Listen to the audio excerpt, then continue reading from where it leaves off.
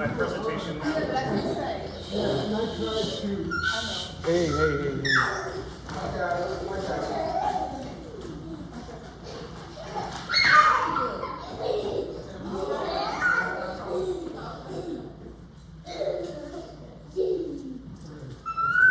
Good afternoon.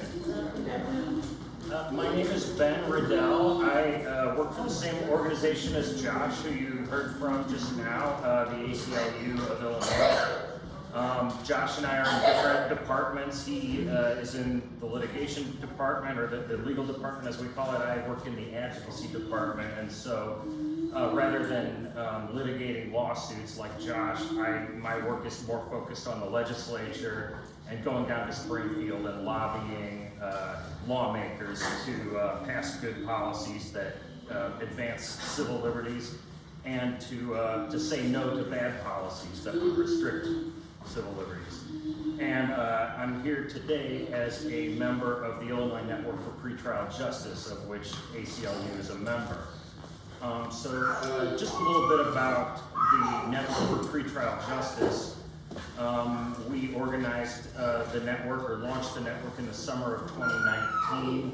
There's about 40 plus organizations from all around the state of Illinois, and that includes law and policy organizations like the ACLU. It also includes faith-based organizations, grassroots community organizations, big ones, small ones, the Cannabis Equity Coalition that I see represented here. And I guess, sorry, as I struggle to move to the next slide. So this is just an overview of what I'm going to talk about, and I may move through this a little bit quickly because the next presenter, Madeline, is also going to be talking about the same law. The Pretrial Fairness Act is what I'm here to talk about.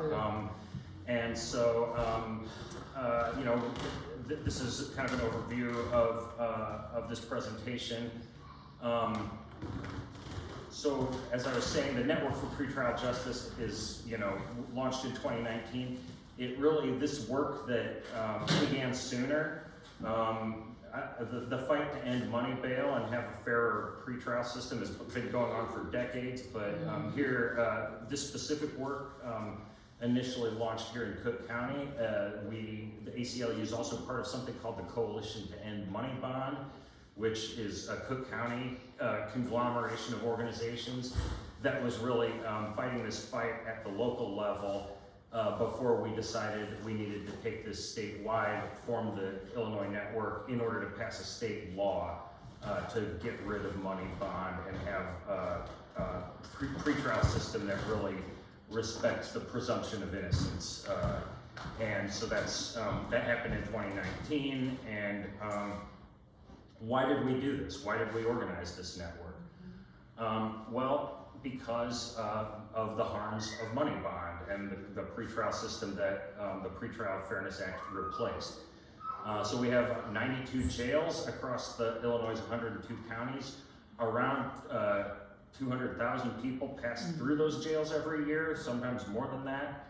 And more than 90% of those people are incarcerated pre-trial, meaning they have been accused of something, they have not been yet convicted of something. They may never be convicted of the thing they've been accused of, but they nevertheless are in a jail because they've been accused. And under the old system, most of those people were there not because a judge said they had to be there, but because the judge had imposed a money bond that person was unable to pay, or their family could not afford to pay. How does that system work, or how did that system work? Because that's the old system. That's not what we have anymore. We succeeded in ending money bond. But under the old system that was so inequitable and unfair, when somebody got arrested, they'd have, they'd be held in jail until the court call happened for bond hearings, and then they'd go to what's called a bond hearing, and there could be 4 different outcomes. At one end of the spectrum, a person could be released and receive what we used to call an I bond, meaning you're released on your recognizance, here's the day you have to come back to court, we'll see you then. At the opposite end of the spectrum is being denied bond altogether, and the judge saying, like, no, I'm sorry, you are such a, I think you're a threat to run away, or you may well do harm to somebody else if you're out in the community, you need to stay in jail. And now that wasn't available for just any charge. That was available for only the most serious charges. But it's important to know that even before we ended money bond, for those most serious charges, a person could be held in jail without bond. However, most of the time, that's not what prosecutors asked for, because they had this much easier tool to use that required much less work on their part, which was money bond. And so what the court typically did in the majority of cases, people going before the judge in bond court, was to order a money bond that's actually a condition of release. So if somebody pays that amount, then they can go and be free and be back with their family, be back working at their job. But if they couldn't afford to pay that, then they would stay in jail until such time as they could. And many people did stay in jail for a very long time, sometimes up until their trial date, which, if you know anything about Illinois' criminal legal system, that can be months or even years sometimes between the time somebody is arrested and when they go to jail. And so, but it doesn't take very long in jail before somebody's life really starts to unravel, and the negative impacts of money bond begin to, of pretrial incarceration really begin to be felt. And what are those harms? Well, we know that when people are held in jail, even for a short period of time, like 1 or 2 days, then people can lose their jobs. Because, I mean, if you think about it, if you don't show up at your job, you're probably at risk of losing it. And that's what happens to people when they're in jail. People can also lose their housing. They can lose custody of their children. They certainly are separated from their children, and children are left without parents or caregivers while those people are trapped in jail. Oftentimes not because the judge has said they need to stay there, but because of a lack of financial resources that was required to purchase one's freedom under the money bond system. I think one thing that might surprise a lot of people is that when somebody gets held in jail pre-trial, that actually increases the chances that they're going to be rearrested again in the future. A person who is held pre-trial is also facing much worse outcomes in their case. They're much more likely to be convicted of the crime that they're charged with. They're much more likely to be sentenced to jail or prison if they are convicted of the crime, and that sentence is likely to be longer than a sentence received by somebody who was not incarcerated while they were pending trial. When you think about why does pretrial incarceration increase the likelihood of future arrest? Just think back to the, what I was just saying about the destabilization of losing one's job, losing one's kids, losing access to public benefits. The more unstable somebody's life becomes, the more likely it is that they're going to be rearrested or engage in some sort of unlawful behavior that leads to an arrest. And so when we overuse jails, we're really shooting ourselves in the foot and creating more crime and destabilizing people's lives. And because the criminal legal system is really, because of over-policing, it's not all communities that are impacted the same. Whole communities get really severely decimated when this destabilization happens in a concentrated way in particular communities, which is how it happens. So I'm going to pause just a moment to play this this video just to hear from a few people who have been personally impacted by the money bond system.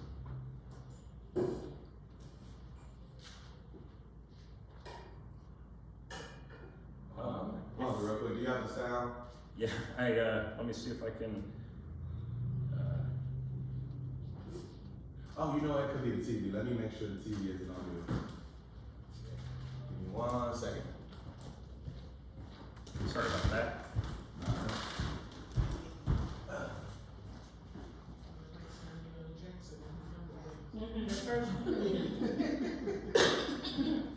What did you say your name was again? Ben Riddell. And I'll have business cards that I can make available at the end. So if anybody needs my name or needs to get in touch with me later. Ah, yeah, just pretty much down. Okay, you want to chop in? Sure.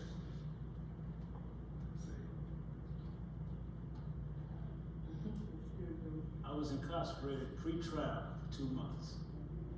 2 months, 3 months, 1.5 years. simply because I couldn't afford to pay $1,500. $5,000. $7,500. $25,000. I lost my home. I nearly lost my son. I lost my business. I almost took a plea that I wouldn't have otherwise. Not because of a conviction. But because of an accusation. Our stories are unfortunately not unique. They're all too normal. Every year, more than 250,000 people pass through Illinois' jails. 250,000 people. But we can stop this injustice today. The Pretrial Fairness Act will end money bail in Illinois. The Pretrial Fairness Act will restore the presumption of innocence. The Pretrial Fairness Act will allow hundreds of thousands of people per year to stay in their communities. Working, Taking care of their families. And accessing services while awaiting trial. let's end money bill. Let's eat the money bill. Let's end money bail. Let's end money bill. And bring our people home. Across Illinois.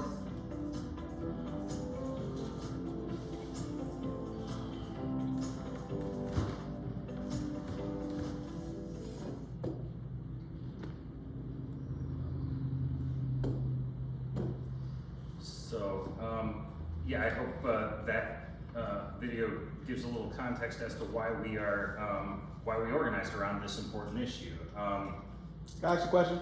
Sure. Now, there were obviously black faces in the video. So, what's the percentage of black folks that face pre-trial unfairness, if you will, versus white folks? Because I mean, I'm just saying that just because the video had all black people, there wasn't any other racial makeup in it. And there are other videos that we have that have some non-black folks, but I mean, I think that the reason that you see so many black faces in the video is because of the disproportionate impact that the money bond system did have on black communities, Right. and that the criminal legal system continues to have on black communities. So, and in terms of statistics on pretrial, I don't know that we have them because they've been, they did such a poor job of collecting data. But I think one thing I can tell you is in this state, in Illinois, the population is about 15% black, and the prison population in this state is about over 55% black. Okay. So, and I think that is a good, while, we're talking about people who were convicted of crimes, it's I think a good shorthand to show the disproportionate impact of the legal system generally, upon black communities, that black folks are overrepresented in the criminal legal system because of over-policing, because of disinvestment in communities, for all those many reasons that historical institutionalized racism is pervasive within our criminal legal system. I'm gonna, in the video, the people you heard from were talking about let's end money bail. We've ended it. The Pretrial Fairness Act is now the law of the land, and I'm gonna kind of walk you through what it does and how it works, because one of the reasons we give these presentations and that we're so eager to get out into communities and talk with folks about this is because there is so much misinformation out there about this law. And if you only rely on what you read in the papers or what you hear on the news, you're often hearing it from police officers, prosecutors, many of whom fought tooth and nail to stop this law from ever passing. And once it did pass, began spreading misinformation about what it does and trying to whip up a lot of fear and confusion.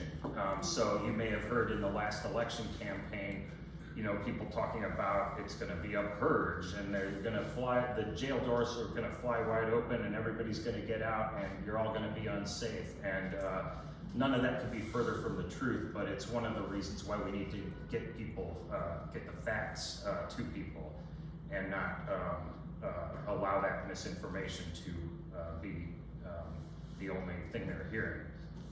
So we're gonna, walk through this based on the principles, and I'm sorry, I'm trying to go backwards instead of forwards here. And so, the first thing you probably already know about the Pretrial Fairness Act is that it ends money bail. Money, we think, should never be a determining factor in whether somebody is free or in jail while they are presumed innocent, or they're supposed to be presumed innocent. So this law ended the use of money bond, period, completely. Not just in some cases, but in all cases. Whether a person is accused of something serious like murder or something less serious, that doesn't change the fact that it's an accusation, that that person is presumed innocent until proven guilty, and that these decisions as to whether somebody should be in a jail cell before they've ever been found guilty need to be made very carefully to avoid those really, those harms that not only disrupt individuals' lives and families' lives, but actually make communities less safe. And money bond obviously is a very unfair and discriminatory way of making that decision. The only legitimate reasons for holding a person in jail pre-trial, a person again who is presumed innocent, are two. One, the court has found that the person is likely to run away and try to flee prosecution, and they need to be held in order to make sure they come back to court. Or the fact that the court believes that there is strong evidence that the person would pose a threat to others if they were released. Otherwise, there's no good reason, no legal reason, no constitutional reason to hold somebody in jail who's not yet been found guilty of anything. So, this law ends the use of money bond, and basically it takes us from what was a wealth-based system to a risk-based system, where instead of asking the question, how much money can this person pay in order to buy their release, the court is asking, first of all, does this person need to be held in jail at all for one of these two reasons? And are there anything, are there conditions that I could impose short of holding somebody in a jail cell that would protect public safety and ensure the person come back to court? And so the second principle that we need to lift up, and this is, I think, one of the most important features of the Pretrial Fairness Act beyond just ending money bond, is really adhering to the principle that release should be the norm and detention, jailing, should be the carefully limited exception to that. And if that sounds like a legalistic language, it's because it comes straight from a U.S. Supreme Court case. William Rehnquist, the former Chief Justice of the U.S. Supreme Court, appointed by President Ronald Reagan, said that in a case about pretrial incarceration, that release should be the norm. Detention should only be a carefully limited exception. Sorry, so what does that mean in terms of the law? It means that not every person is eligible to be held in a jail cell on their first court appearance. Most charges, lower level charges, are not something that a person can be detained for. So you get, if you're accused of something like a low-level misdemeanor or an ordinance violation, instead of putting the cuffs on somebody and taking them to the police station to be booked and held in jail till they see a judge, what happens instead under this law is for those low-level charges, the police are supposed to give people a ticket with a court date on it and tell them, we'll see you in court on this date. And, if you don't show up to court, there can be consequences. But, we're not gonna take you to jail for, littering or something on the order of that. Like, we're gonna trust that you're gonna come back to court. For sort of intermediate charges, kind of your Class A misdemeanors, your low-level felonies that don't involve allegations of violence, that's an option. The police can issue a summons, or they can make an arrest, take you to the police station to be booked, and then release the person with a court date, as opposed to holding them in jail. Now, as to other charges, the more serious charges, those are the charges that are eligible for detention, meaning a person could be held in jail before their trial date. And importantly, that is, there's no money bond to secure one's release once that happens. So, under the old system, a person, whether they were convicted of a low-level charge, or whether they were accused of a low-level charge or a more serious charge, usually what happened was a money bond was imposed, and if they could afford it, they could be released. And if they could not afford it, then they'd be held in jail. So that ended up, with some people who are convicted or accused of very serious charges, could be free if they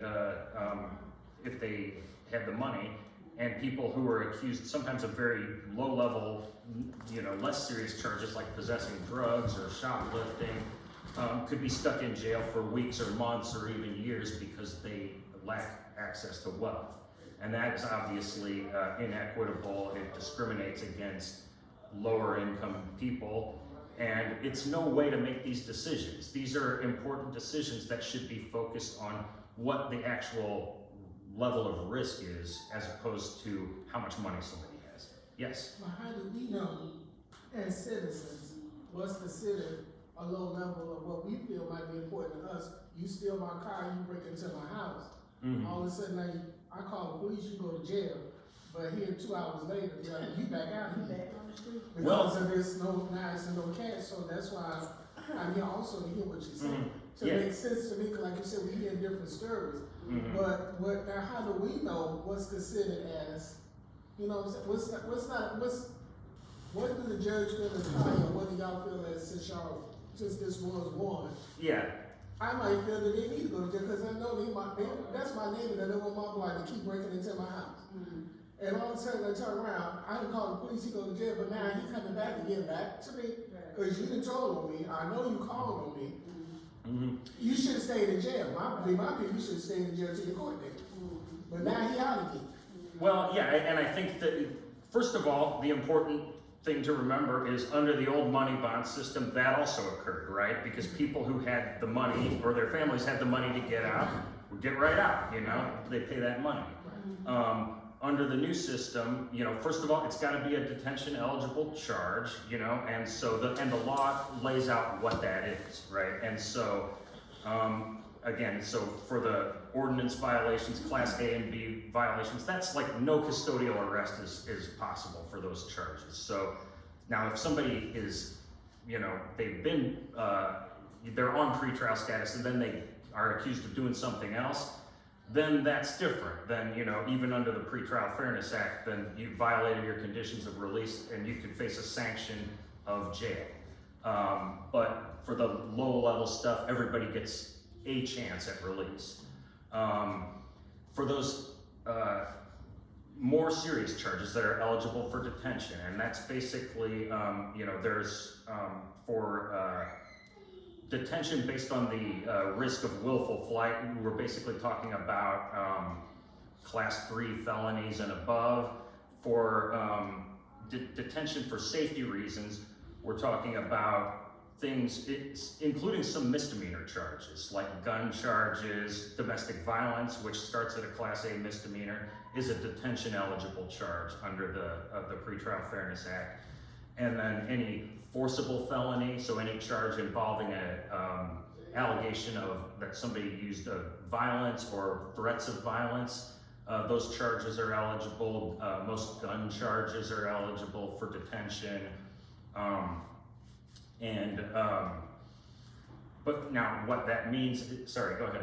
No, about the young man that killed the little 11-year-old boy and, Who had just got out of jail? yeah, so he just got out of jail. Well, that person actually just got out of prison. They didn't get out of jail, so there was no bond, or this law wasn't really relevant to that because that person wasn't accused of a crime and on pretrial status. They were convicted of a crime. They served a sentence in the Department of Corrections, and tragically, right after being released, they were accused of committing a murder. So that is obviously a very tragic situation, and one that should have us all take a look at our system and how that the system might have failed that person, but it's not a bond situation. Madeline? Yeah, I'll talk about this a little bit as well, because our legal team represents victims of crime in criminal court as their own attorneys. And in that case of the woman who was almost murdered and her 11-year-old who was murdered, the way that this law worked in this case for right now, even though the act was just for release from prison, but obviously now this new crime has likely been committed. What has happened is the judge has detained that man pre-trial. So the judge has made a determination now saying, we have strong evidence that you committed this harm against this woman and her 11-year-old son. You are not eligible to be released at this time. Right. So he can appeal that, and Ben can talk maybe a little bit more about that, but like for right now, he is not going to be released, at least for an extensive period of time, because the judge made that consideration. Whereas in the old system, what would have happened is the judge would have likely signed a money bond, which meant if he had the money, he could get out and, continue to harm this woman and her family. But right now, he is being detained because the judge really has more limited options to be able to make a determination of whether he was released or not. And there's such strong evidence that he did cause harm that he's being held right now. Well, right now, Yes. but what happened, he had just got out. What was happening before he just got out? How did he get out? Because he was already charged with whatever, all those other. He was on parole. Yeah, he had completed his Right. prison sentence and was on parole.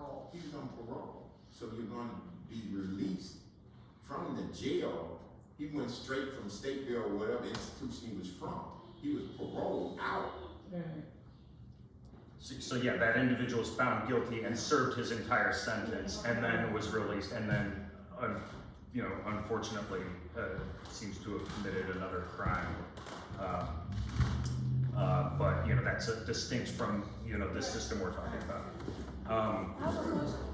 Well, it's like a two-part question. Okay, so my first question is, what's the difference between bonding and being held in county? And if you're being held in county, isn't that also in the systems, even though you don't have a bond on your record? Like, would that still be a record that you was in county or in jail or whatever without a bond? That's my question. Well, so a person, the way a person ends up there's no money bond anymore. I mean, there's, and what we call bond, what we used to call bond hearings, we now call like a first appearance hearing or, and then, a detention hearing. But, so everybody, it always starts with an arrest, and, everybody who gets arrested has an arrest record. Unless their arrest, there are some means after the fact to seal or expunge an arrest record. But unless somebody, does that, they'll have an arrest record, which is different from, a criminal record of a conviction. The way a person gets, held, detained in the county jail is under this new law is they're arrested for a crime that's eligible for detention. The prosecutor asks for them to be detained, and the judge says yes. And I'll talk in a minute about how that works, because there are certain things that a prosecutor has to show in order to have somebody held in jail. And then the other way that it can happen is somebody is released on their first appearance. You know, they go to court. The prosecutor either doesn't ask them for them to be detained, or they ask but the judge says no, or maybe they're even there on one of these lower level offenses that isn't eligible for detention. But then while on pretrial release, they're accused of doing something else, and now their pretrial status is violated and they could get sent to jail. So those are the two different routes that people can end up in jail under this new system.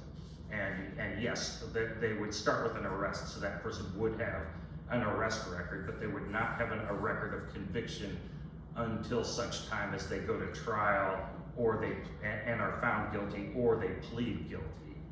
So that's, I hope that answers your question.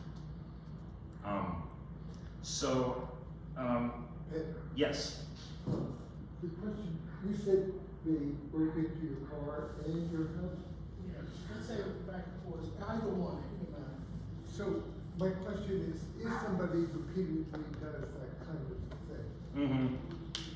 now I understand the cash system stuff, is there anything different as far as being retained with the new system rather than the old system? I'm not quite sure I understand the question. I think what I understood you say is that now this guy breaks into her house or breaks into her car. It's happened a number of times. And he gets arrested, and then he's back out. Is it because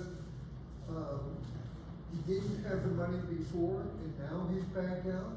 Or is the system different and the judge has fewer options? Mm-hmm. Yeah, and so, well, I mean, so under the old system, the court could set a money bond for anything, right? So, so a person could end up in jail for something, even like a really minor charge that's like less serious than breaking into somebody's car, and be stuck in jail forever under that system. Or, they could get right out because they have the money to pay. Under the new system, and I think, the facts are important, or the specific charge is important, because like breaking into your house, that's easy. That's a detention eligible charge under the new system. Breaking into a car now is a little more nuanced, because if it's a parked, unoccupied car on the street, it's a criminal trespass to a vehicle. That, on the first appearance, is not going to be a detention eligible charge. Now, that person may be ordered to house arrest. They may be ordered to stay away from certain places, or to have a curfew imposed. But if the person, we're talking about repeat offenses, right? So like let's say I'm accused of breaking into a car, and I don't have a criminal record. It's the first time I've been accused. The judge says, all right, you're not eligible for detention right now, but you are, expected to abide by these conditions, including not committing any more crimes. Now, if I get arrested, while I'm on pretrial status, then I'm very likely to, even though that charge wasn't eligible for detention on my first appearance, now I've violated my conditions of release, and I can be ordered into jail and held there, depending on the period, the charge, up until my trial date.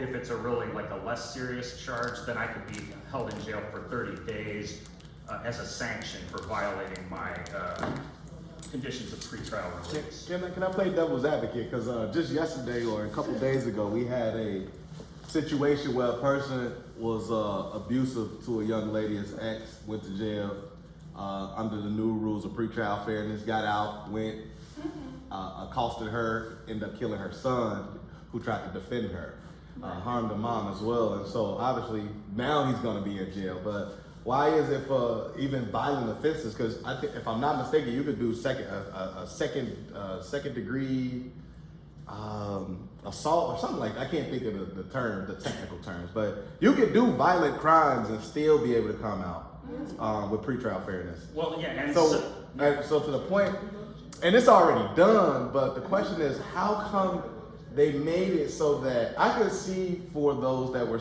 in pretrial locked up for the $1,500, maybe a child support or driving without a license, I don't know, small minor offenses. So how come we took it all the way up to the top and had some violent crimes also be eligible for this pretrial fairness? Well, again, the fact that somebody is accused of a violent crime doesn't mean they're guilty of a violent crime. People get accused of things a lot of times that they're not guilty of.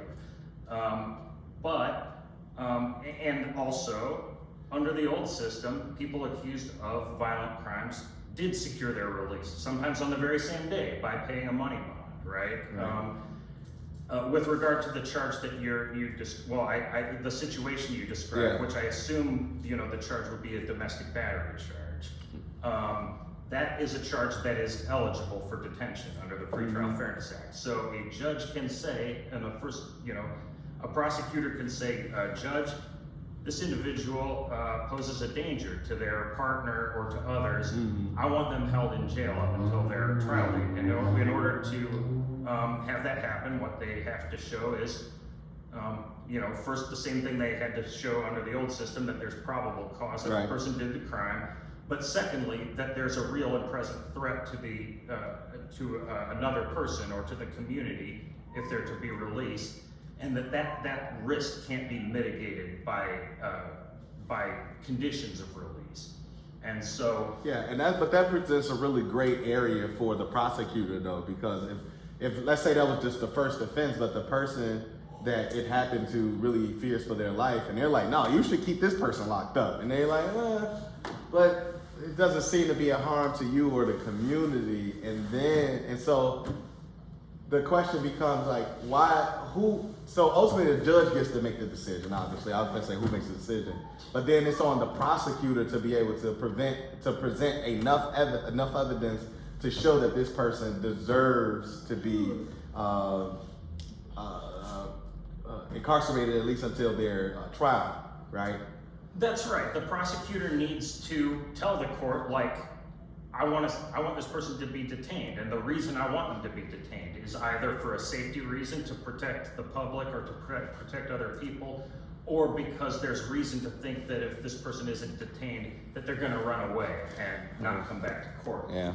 And so in a domestic, if somebody's accused of domestic battery, and I think Madeline may address some of these issues in her presentation, but if the prosecutor is seeking detention and proves these things, or shows by clear and convincing evidence these things, then the judge has the option of ordering that person detained in jail. I don't know enough about the situation that was described to know whether the prosecutor asked for it in that situation and the judge said no, or whether the prosecutor didn't ask for it and why not. But I think it is important to understand that under the old system as well as under the new system, people accused of all sorts of crimes gained release while they're pending trial. But under the new system, it's a question of risk as opposed to how much money do you have, which bears really no relationship to the risk that somebody poses. The fact that somebody has a lot of money doesn't mean they're not risky to release. And the fact that somebody has very little money, it should have nothing to do with whether somebody's in jail or not. And under the Pretrial Fairness Act, it doesn't have to do with how much money. It has to do with what the court finds is the risk of releasing that person. See, the presentation went up. I don't know. Oh. Maybe.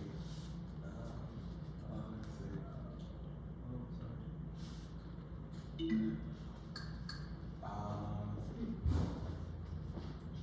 go back to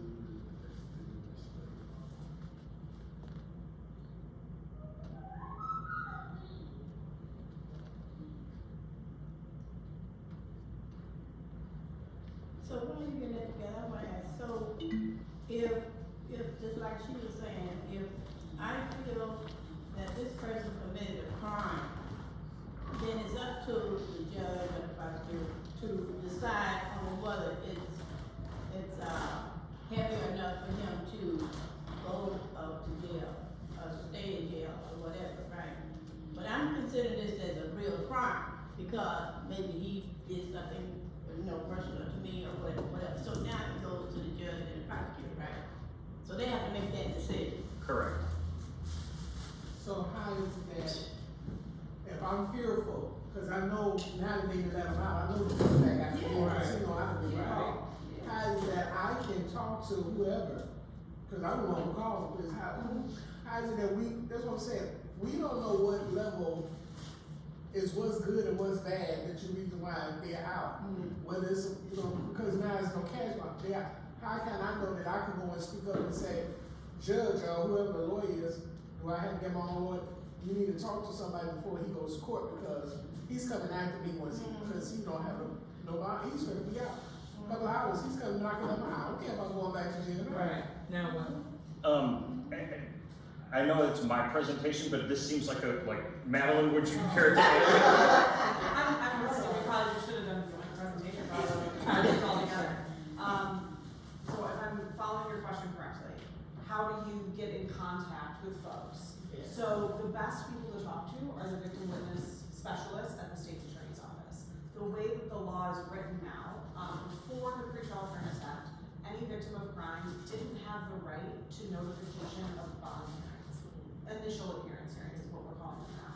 So victims have all of these rights under the law, similar that like criminal defendants have rights. Victims now have rights in the state of Illinois under the Illinois Constitution as well. And some of those rights are the right to be treated with dignity and respect, and a whole host of things. One of them is notification of court hearings, but the only exception prior to this new system was bond hearings.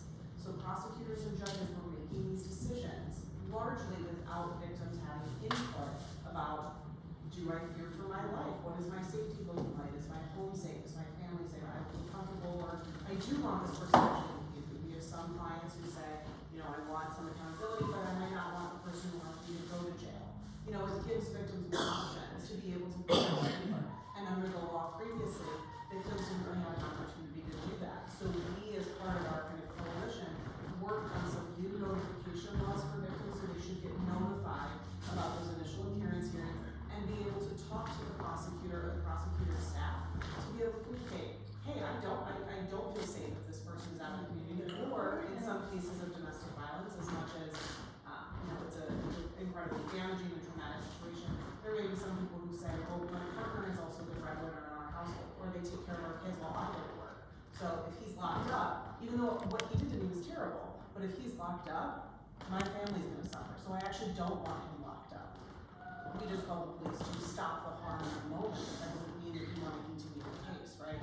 So the law as it's written now under this new system should provide victims more opportunities to consult with the state attorney. Yes, that was the whole point of doing this, is it's no longer based on wealth, but really making sure that victims, when it comes to those higher level offenses where there are victims, that they have more of an opportunity to say, hey, I do want this to happen, or I don't want this to happen. Because right now, you have prosecutors and judges just make a decision, and victims weren't consulted. That's right, that's right. Okay. That's what I'm- That's not right. Is the victim, going, to talk, confidential? Yes, because it's through the state's attorney's office, so,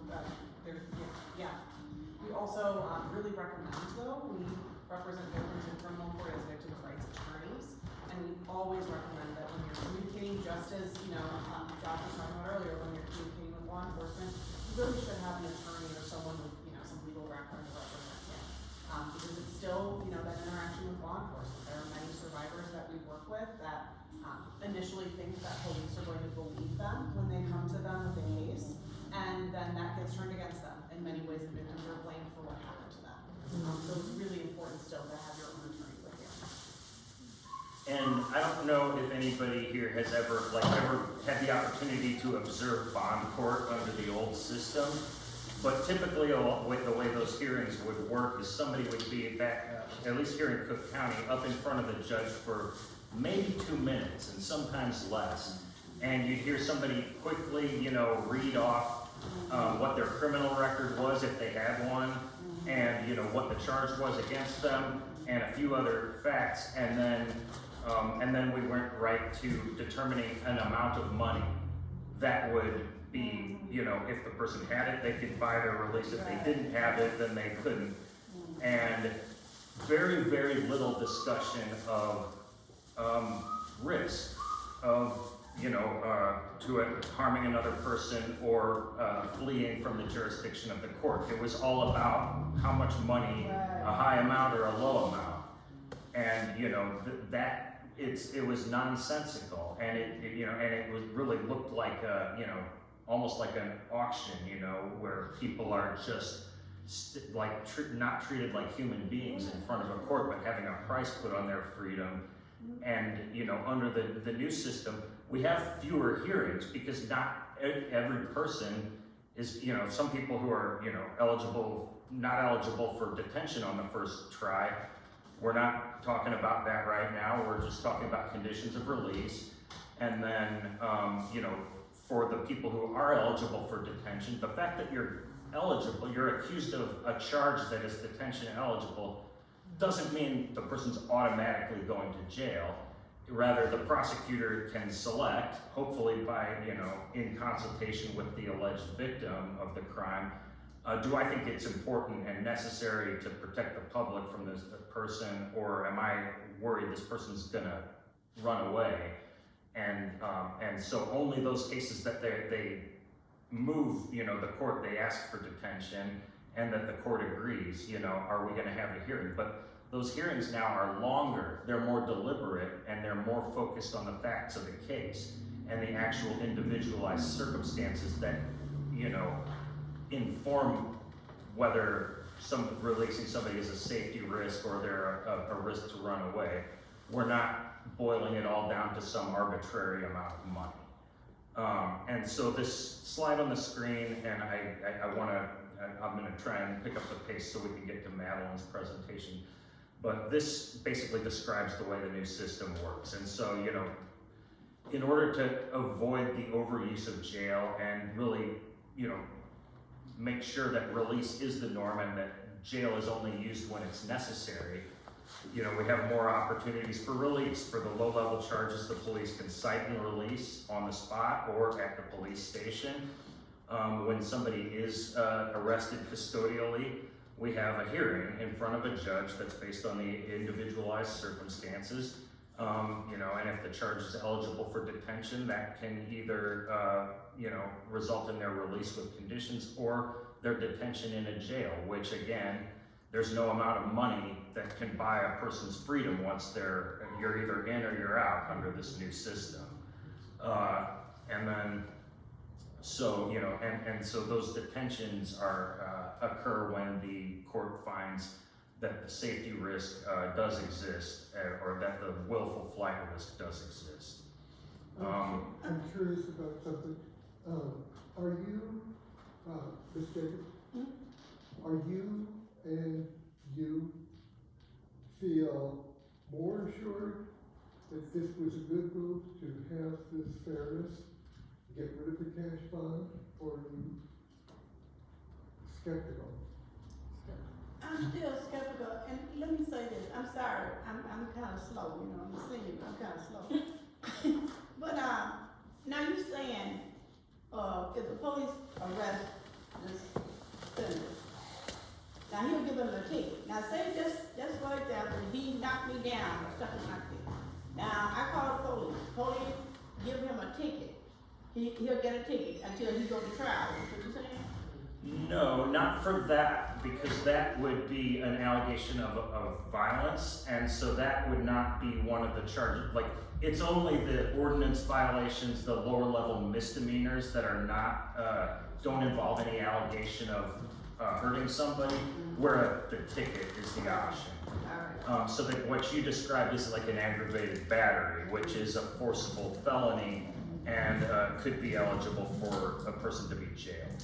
I give them one, you got to be a homeowner and know your property, and you want them to get out your property. And they're not gonna leave. They refuse to leave. You ask them to leave, but they not gonna do it. You call the police. Police gonna come out and give them a ticket. And then sit and then walk away. Well, I'm glad you brought that up because that is one of the pieces of misinformation that we have heard police repeat over and over again is really kind of what you just said, that like somebody's on your property and they refuse to leave and the police's hands are tied. There's nothing they can do. They hand them a ticket, the person stays and they can't do anything. That is not true. That's not what this law provides. The law actually, so trespassing is one of those charges that's like eligible for a ticket, right? But if somebody refuses to leave, the police can remove them. It's not like, oh, our hands are tied. And the police that was never the intent of the law, and the police were never gonna do that to begin with, but that's what they said over and over again to get people frightened in order to discredit this law, but that was never true. So the police can remove them? Yeah, if the individual is refusing to comply or they're posing a threat to somebody, the police aren't gonna stand by idly. The law specifically provides that in that scenario they can remove the person. To the police station? Yeah. And release them? Well, they're likely to probably be released with conditions, but they're gonna be held over in jail until they see a judge, and then the judge is gonna determine what happens from that point forward. But in terms of somebody just having to be left on somebody's property without any intervention, that is a. I'm still skeptical. I got one. What if there's a no trespassing sign and the owner's not even around?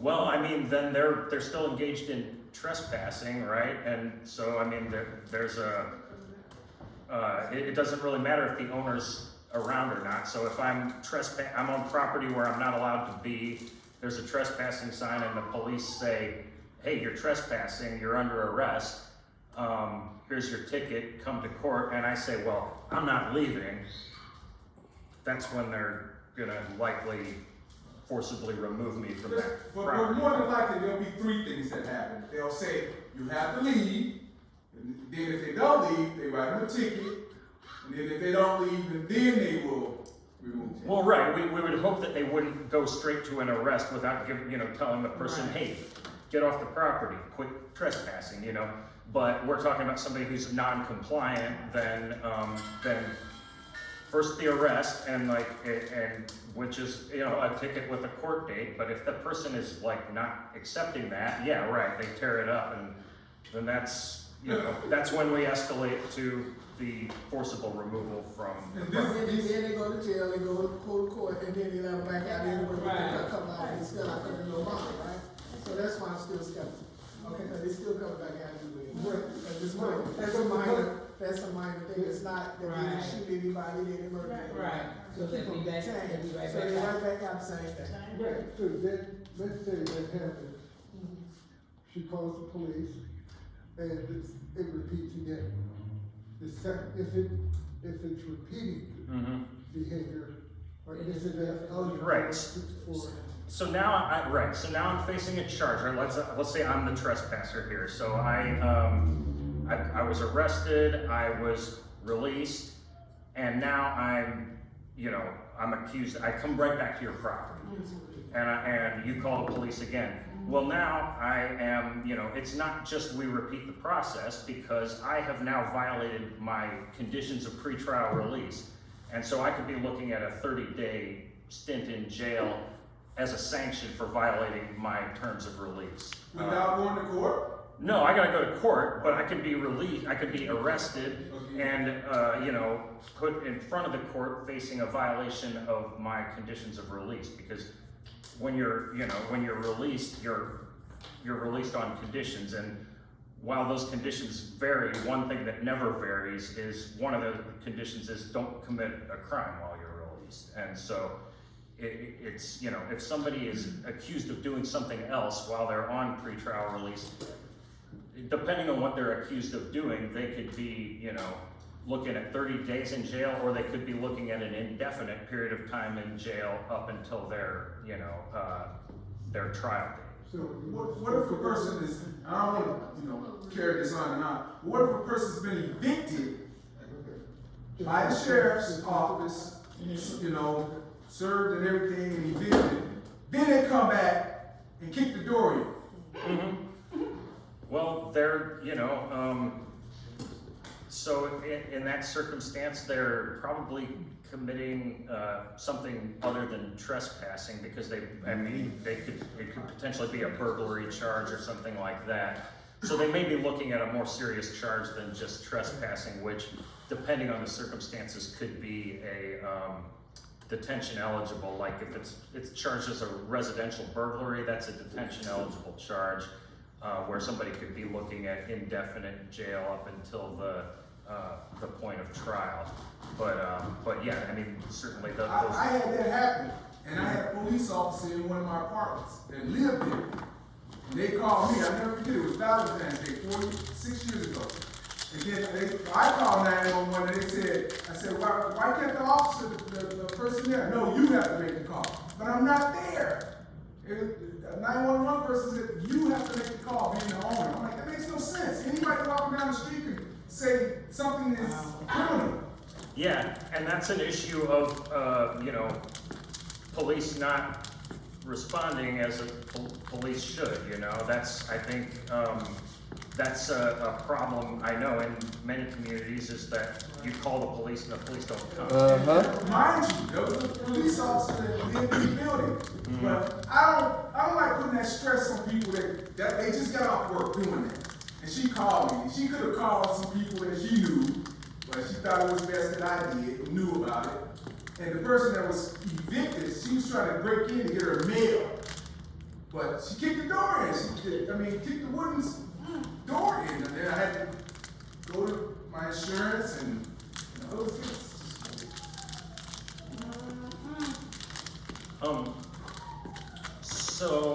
Just gonna walk through a couple of more slides about what this law does.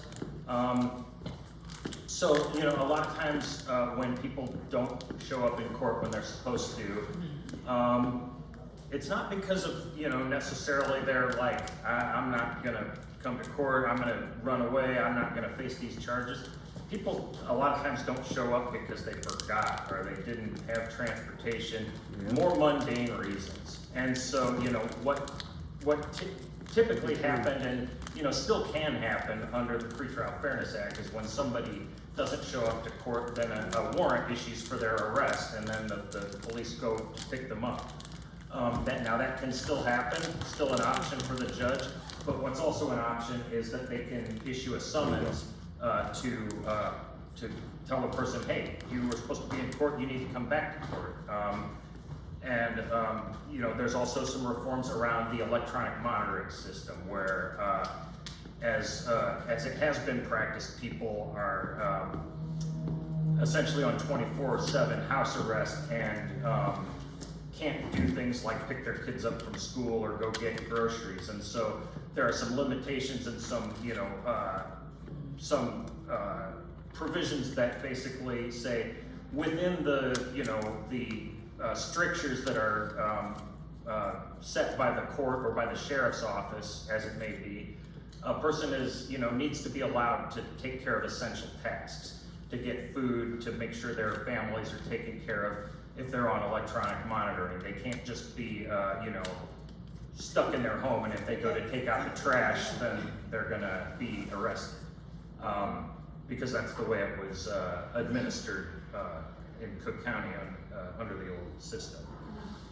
So I think this is probably an appropriate one for me to kind of go through quickly, but the use of risk assessment instruments, these kind of tools that look at things like people's past criminal records and attempt to assign a risk score to somebody who's before the court, to guide the judge in terms of whether they order detention or release or what kind of conditions of release. Those tools are, some limitations are put around those tools. because we know they're not effective and they actually can have a lot of racism baked in, because the primary data that informs the risk assessment tool is criminal records, past arrests, past convictions, and we know those things don't affect everybody equally. They affect certain communities much more because of over-policing, and so you have baked in racism where essentially these tools that are supposed to be like scientific are telling judges that black defendants are much more risky than white defendants. And so we have some limitations on that under the new law. These rules on the screen, which I'll also kind of go through quickly, are just some of the new rules around electronic monitoring that make sure that people are not essentially incarcerated in their own homes, but are able to do the basic things to make sure their families are taken care of and that they have food to eat, that can do the laundry, etc. And they're not going to be charged with a new felony because they're stepped out in the alley to take out the trash for 5 minutes.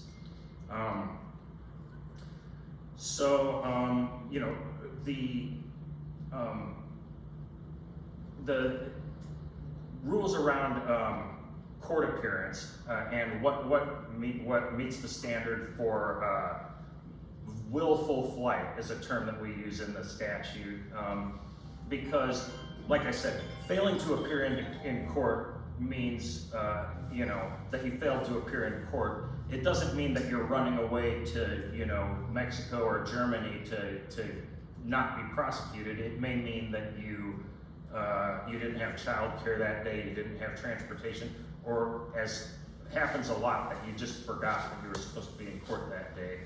And so there are, the standard for detaining somebody is not that we think you're going to forget to come to court, but rather that we think you're going to run away. If somebody's going to be held in jail for that reason, it's not. It's got to be because there's a good reason to think that if they're not held in jail, they're never coming back. So one of the things that we're really still waiting to see properly implemented about this law is data collection, something that we never had under the old system. The money bond system was totally unaccountable in terms of having good data, like the question that you asked me earlier about like how many people held pretrial, or like the racial makeup of that. Like that's data that we will have under this new system, not just the racial makeup, but what charges are prosecutors looking to detain people on? What charges are judges detaining people on? What are the outcomes of those cases? Are people being rearrested while they're on release? Are they failing to come back to court? We never had any of that accountability under the money bond system, but we will have it under this new system. Now, one thing I'll say is the courts are behind schedule in collecting and reporting this data, and that's one of the things our network is currently advocating for, is to pressure them to do that, because we are very confident that with full transparency that this system, is working and will work, and that the data will bear that out. But without the data, it allows people to continue spreading misinformation and limits our ability to push back with facts and figures. And so we are very eager to see full implementation of the data collection and reporting that can demonstrate the success of this law. And if it's not succeeding, can inform us in how it might need to be changed. Right. Is it possible for that data to be made public so that when it comes to election time for judges, we can get some sense of what the judges, Their decision-making process. Yes, and so the data that is reported the part of the law is that it needs to be made public. Now, I will say, I don't believe that when it's reported, it will give you like by names of judges, I could see how, like, for the purpose that you're thinking of in terms of like re-election of judges, that could be useful. But basically what it'll tell us is you know, the number of cases, where there's a detention petition, whether that was granted or not. Is it for safety reasons? Is it for willful flight reasons? For what kind of charges? For what the demographics of the people who are detained? And then what are the outcomes? Are people, you know, what are the rates of rearrest? What are the rates of failure to appear in court? Would ACLU consider this question I'm raising about using this data for on a judge-by-judge basis? I mean, I certainly think it's, I think we're all for transparency and accountability. So like, I have no, sorry. No, I said right. I think, you know, we have no problem at all with people putting judges under the microscope in terms of what they're doing in their courtroom and, you know, and making that, you know, as available to the public as it could possibly be as people are, you know, determining whether or not a judge ought to be reelected. Right, but that's what I want to say. There is a newspaper out there, it's called Injustice Watch. I actually have one in my car. And where they list all the judges, everything about the judge you want to know, their picture, everything you want to know what the judge does. I wouldn't say everything. I mean, a nice about him, and some. It gives you some notable things, and then it lets you know if they were endorsed and things like that. And things of that nature. Yeah, if they have any cautionary tales that you should be abreast of, they make sure they list those. Yeah. And it's called Injustice Watch. You can look it up. Yeah, that's it. Yeah. That's it right there. Yeah, the Injustice Watch is good. I'm also, judges fall under the jurisdiction of the county. The judges fall under the jurisdiction of the county. Yeah, we have different judicial circuits, and so in Cook County, it's just one judicial circuit that is Cook County.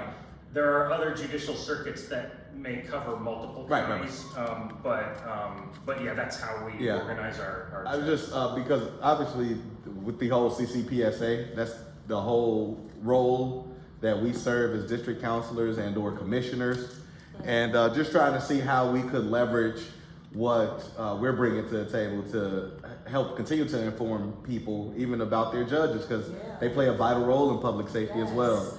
You know, so we need to be on top of them as well, and not just the police. Right, so, exactly. Yeah, and one thing that's currently happening now is, you know, because this law is so new, you know, it was passed in 2021, but there was a 2-year ramp up period to, you know, which was built in to allow folks to get prepared and to make sure everybody had a good understanding of what the new rules were in terms of judges, public defenders, prosecutors. And then there was a further delay that was occasioned by a lawsuit that was brought by some sheriffs and prosecutors that, you know, didn't want to lose money bond. They liked the practice of wealth-based pretrial incarceration, but they didn't succeed. They lost. The Illinois Supreme Court said, no, sorry, this law is constitutional. And so, but that delayed its implementation. So we've had, the Pretrial Fairness Act has been in effect now for 6 months, almost exactly 6 months, since September 18th. And so, you know, it's as it's new, you know, judges are applying it for the first time, and then a lot of these cases are being appealed because there's a right to appeal, and so the appellate courts are you know, deciding cases and making law to really give more shape to the meaning of this law. And, you know, because you have judges that are detaining people when they shouldn't be detained. Right. Maybe, you know, and maybe, you know, you have other ways that the law is not being complied with, or, you know, and so I think that we're gonna see a greater understanding built over time of how this is intended to be applied as the courts have more cases in front of them. But so about community safety, just, you know, I think I talked earlier about the fact that we actually increase people's rate of rearrest when we unnecessarily jail them and keep them away from their families and communities.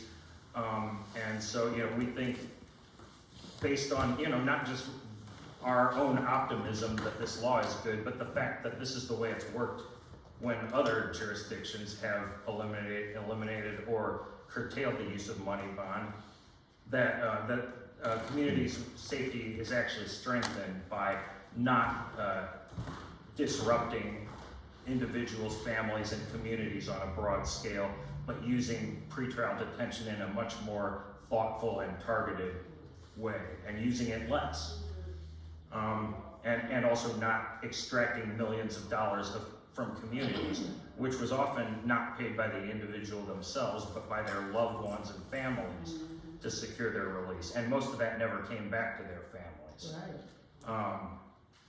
So some of these numbers just kind of show the success in Cook County, the fact that most people succeed on pretrial release, are not rearrested. And then, how's implementation going?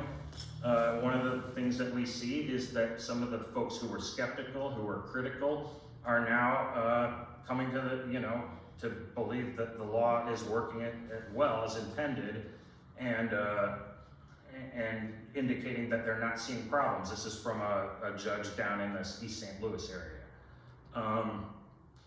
We're also seeing jail populations come down. So this is these numbers will fluctuate. We may see numbers go up and down, but make no mistake, it was the intent of this law that fewer people should be in jail, and so far that's turning out to be the case.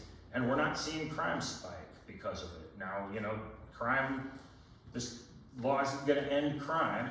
Crime has lots of causes, but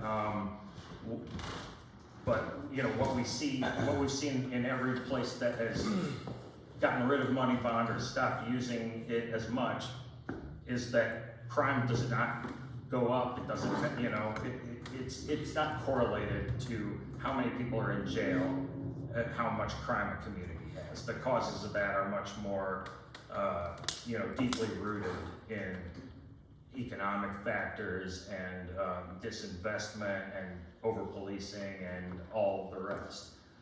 So I am going to, let me not forget the Pretrial Success Act. So there is a piece of legislation currently pending in the legislature that would create a grant program to make sure that people who are on pretrial release have what they need to succeed. Because we know that in some communities, these resources are lacking in terms of, for instance, if somebody needs mental health services or they need substance use treatment, if they need transportation or childcare, these grants are meant to fill some of those gaps and ensure that there are resources available. So the way this works is that local organizations can apply for grants through the Department of Human Services. There's a $15 million state appropriation that would be doled out through these grants in order to support people in different communities who are coming out on pretrial status after having been released. So this isn't the law yet. This is a proposal that's currently in Springfield that we hope will pass in order to further bolster the success of the Pretrial Fairness Act. And are there any numbers about the cost savings from this?